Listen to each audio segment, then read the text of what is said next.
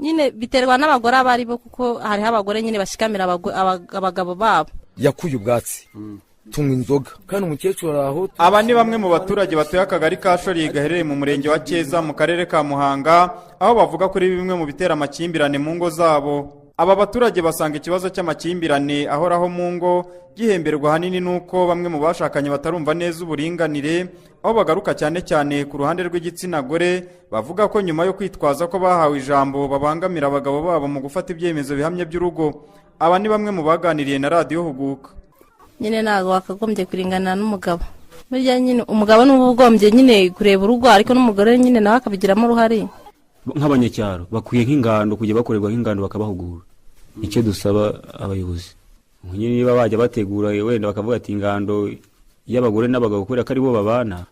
Musabyimana Cecile, umunyamabanga nshingwabikorwa w'akagari ka Shori, avuga ko kuba atarumva neza ihame ry'uburinganire umugabo akomeza kumva ko byose ari ibye, cyangwa se umugore agashaka kuzamuka cyane ngo asumbe umugabo, ari nayo ntandaro y'amakimbirane. Cyakora ngo aho bamenye ingo zishyamiranye babikemura mu nteko y'abaturage izwi ku izina rya bose babireba, ndetse ngo byanaba ngombwa bakanabasanga mu ngo zabo bakabaganiriza hagamijwe gucukumbura impamvu z'aya makimbirane.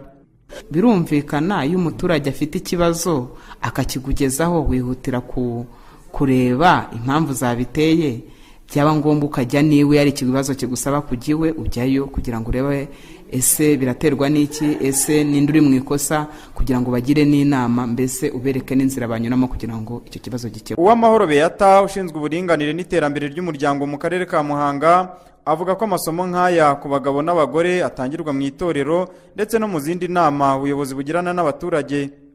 Gusa mu rwego rwo kurushaho gusobanurira abaturage ihame ry'uburinganire n'ubwuzuzanye hagati y'abagabo n'abagore, ubuyobozi bw'akarere ka Muhanga bwafashe icyemezo cyo kwegera abaturage hirya no hino mu mirenge bakarushaho guhabwa ibisobanuro ku byo bibaza kuri iyi gahunda. Twabanjije ku ngo zibanye nabi, tugenda tubahugura urugendo rwo guhinduka, tugenda tubigisha uburyo bakoresha umutungo, tugenda tubigisha uburyo bakwirinda amakimbirane mu muryango, mva neza icyo ko kuzanya mu muryango icyo bimara. Ubwo rero urumva ko kwigisha no guhozaho, ubwo hari bake basigaye batarabyumva neza, ubwo tumenye ko hari ikibazo naho turaza kubakurikirana. Gahunda y'ihame ry'uburinganire imaze imyaka isaga 10 itangiye gusobanurirwa abaturage no gushyirwa mu bikorwa, ikaba igikataje mu kugera ku ntego y'uburinganire ku bitsina byombi, abagabo n'abagore bakagira uburenganzira bungana imbere y'amategeko.